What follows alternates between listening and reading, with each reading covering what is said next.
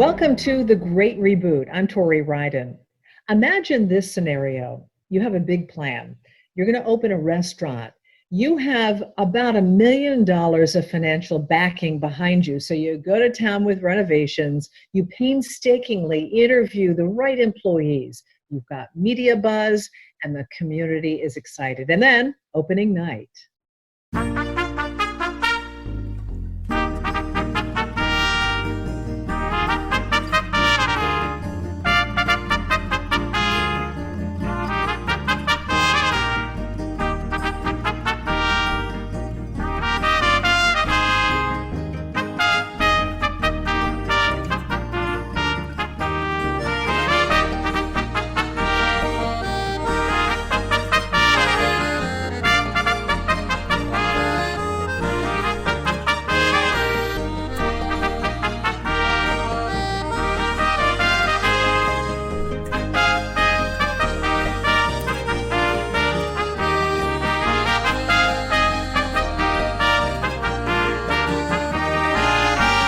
And this is the sound of opening night at Taqueria Picoso, a brand new restaurant in the heart of Alexandria, Virginia, serving Mexican street food, authentic Mexican street food, cooked up, in fact, by 3 chefs brought to Virginia from Mexico City.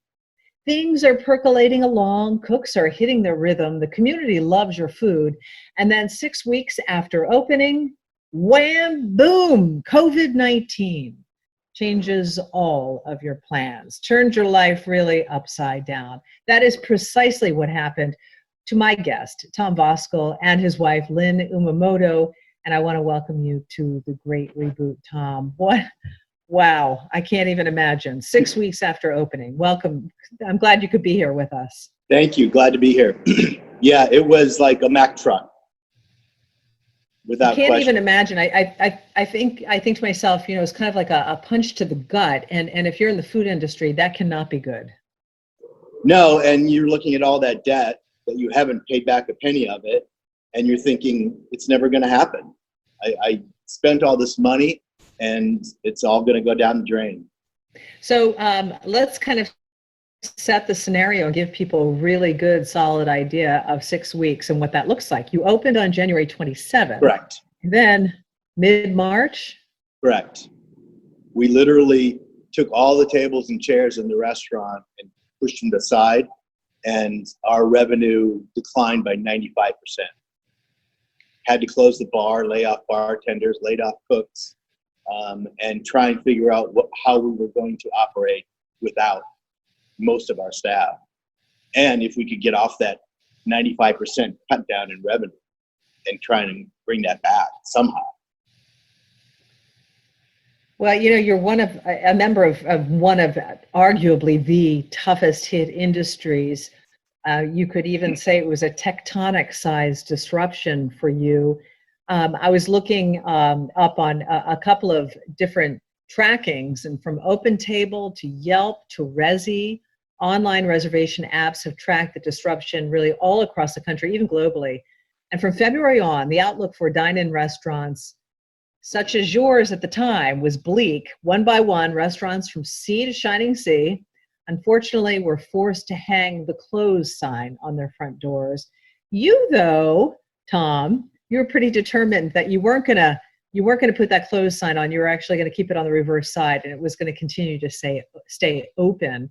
And to allow people to in a different way come to your restaurant and eat your food. So I say come to your restaurant in a completely different way, obviously, with the quarantine.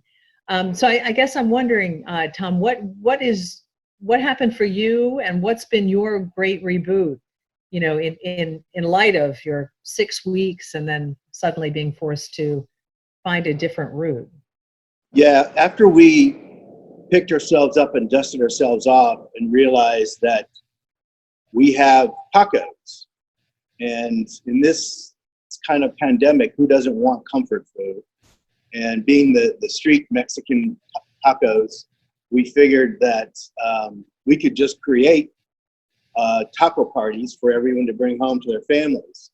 And so we started tacos for 2, tacos for 4, tacos for 8, and started our delivery process. We hadn't even really approached all of the delivery services, and we immediately jumped on board with Uber Eats, DoorDash, Grubhub to try and expand.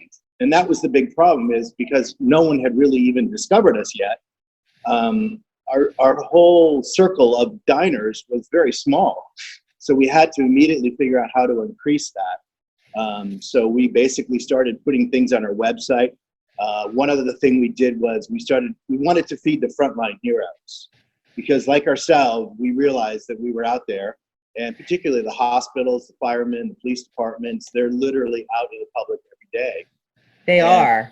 So we started a fund on our website where you could donate to the frontline heroes, and it was a complete win-win-win for everyone, because everyone at home who wanted to help out and didn't know how now had an avenue to donate. Now we had funds that we could use to make food. We could buy more food. We could give staff more hours. And then the greatest part of all is going to the hospitals and seeing the reactions from all the nurses' faces, who I'm sick and tired of. I'm sure sick and tired of dining on their normal fare that they have at the hospital. So we can't go into the hospitals, but we get pictures back, and the nurses' reactions are priceless. Really. Oh, I mean, who doesn't want a taco or a burrito? And so, how does that happen when you're cooking for a hospital? How do you make sure that the food is, I would imagine you have to cook it in a certain way or wrap it in a certain way. I'm just wondering what's your approach? It's entirely different. Like when we go to the firehouses, they're like a big family. So we put it all together and they cook it in their kitchens. They have commercial stoves. But hospitals and police departments are a completely different animal.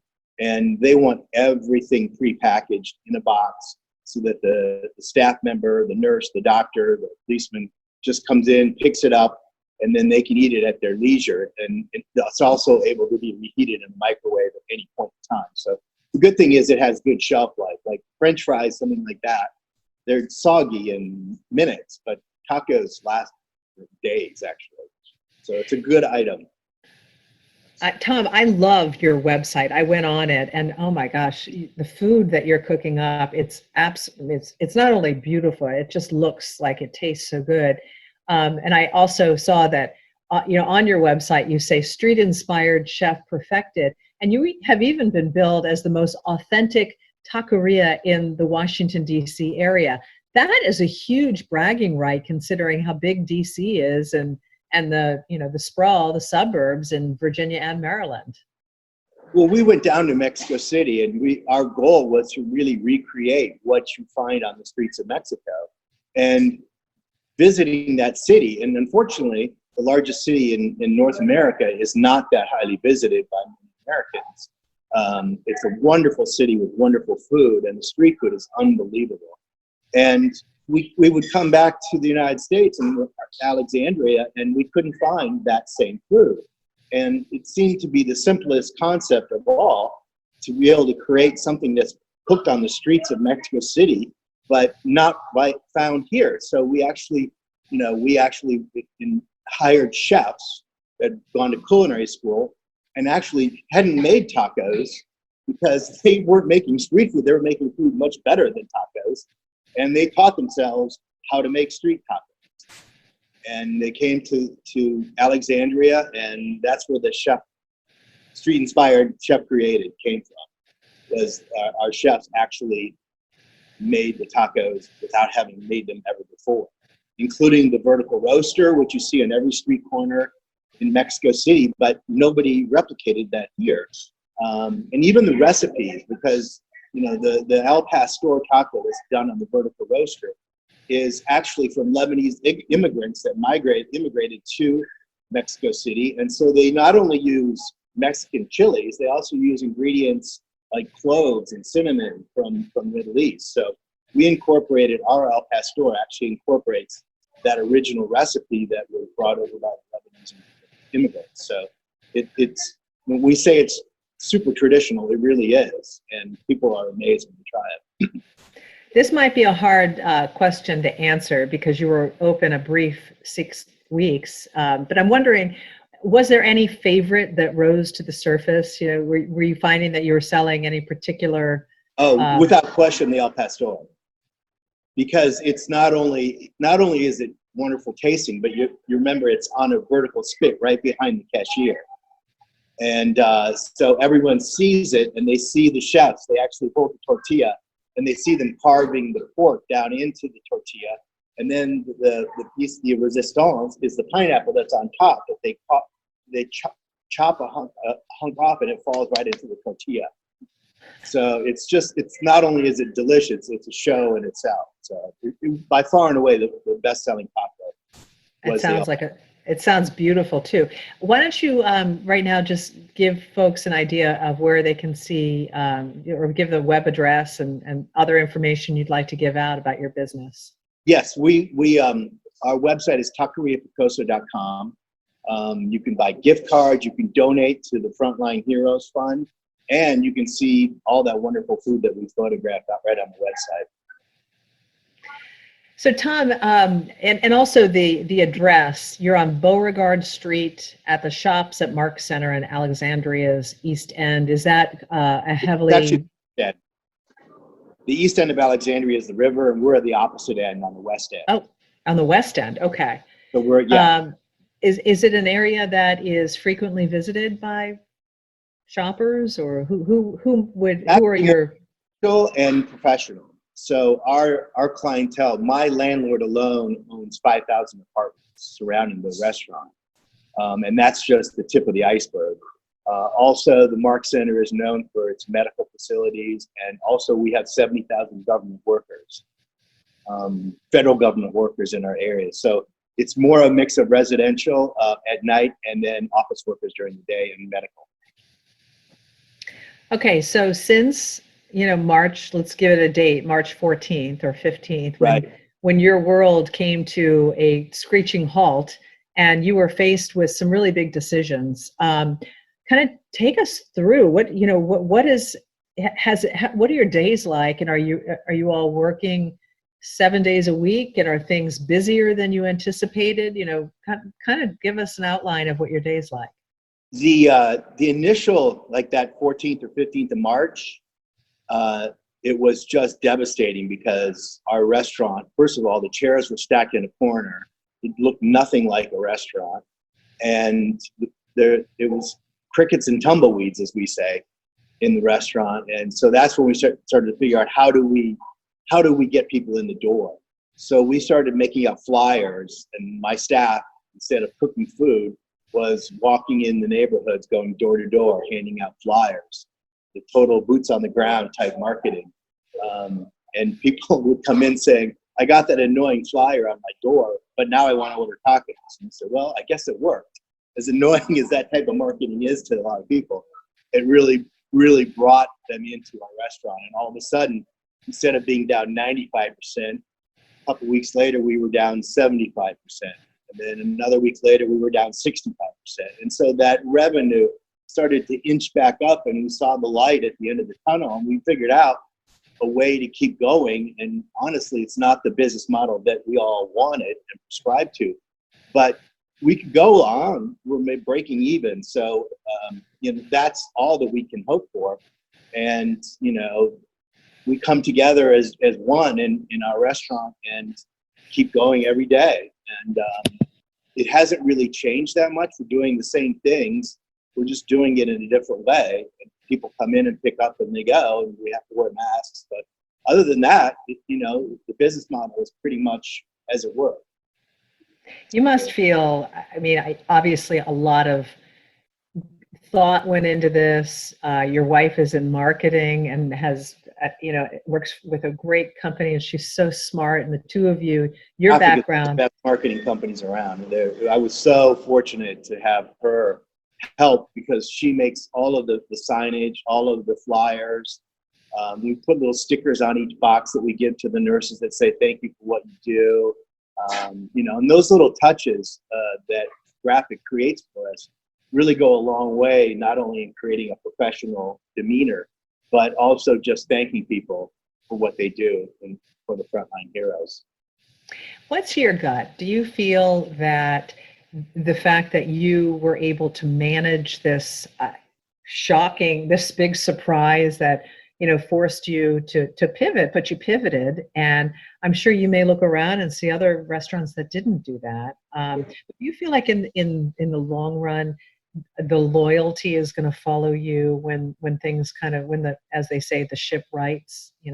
I don't know that we go back to quote normal, but is that something that's going to work in your favor because you've been so loyal to the community? Does that go through your mind? Absolutely. We definitely take advantage on social media whenever we visit a frontline hero. And, last night we delivered to the Alexandria Police Department, and they immediately tweeted out, "Thank you to Taqueria Picoso for delivering tacos to our officers." And all of a sudden it was 200 likes on the police department tweet.